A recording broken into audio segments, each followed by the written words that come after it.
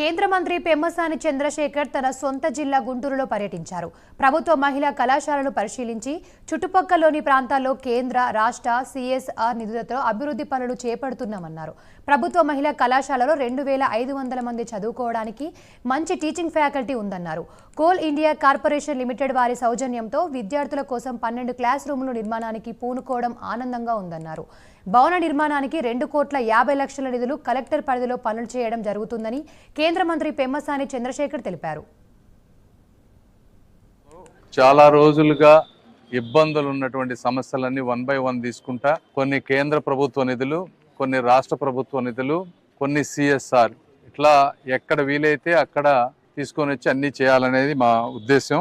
ఇందులో భాగంగా ఇప్పుడు ఈ government degree college for women college తీసుకుంటే పేద మధ్య తరగతికి సంబంధించినటువంటి పిల్లలు, ఎందుకంటే కార్పొరేట్ స్కూల్స్లో కానీ కాలేజెస్లో కానీ బాగా ఫీజులు ఎక్కువైపోయినాయి, అందరూ ఎఫర్ట్ చేసుకోలేరు. అదేవిధంగా ఇలాంటి కాలేజీల్లో బాగా ఎక్స్పీరియన్స్డ్ ఫ్యాకల్టీ కూడా ఉన్నారు. ఇలాంటి కాలేజీల్లో మంచి సౌకర్యాలు చేయాలి అనేది ప్రభుత్వ ఉద్దేశం.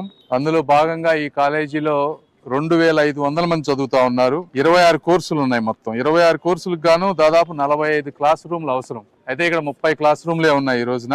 ఇంకొక 12 నుంచి 15 క్లాస్ రూములు అడిషనల్ గా కావాలి అని చెప్పి ఎమ్మెల్యే గారు, నజీర్ గారు, అదే విధంగా ఇక్కడ ఉన్నటువంటి ప్రిన్సిపాల్, అడ్మినిస్ట్రేటర్స్ అందరూ, జ్యోత్స్నా కుమార్ గారు, వీళ్ళందరూ కూడా మా ఆఫీస్కి వచ్చి ఒకసారి రిప్రజెంటేషన్ ఇచ్చారు.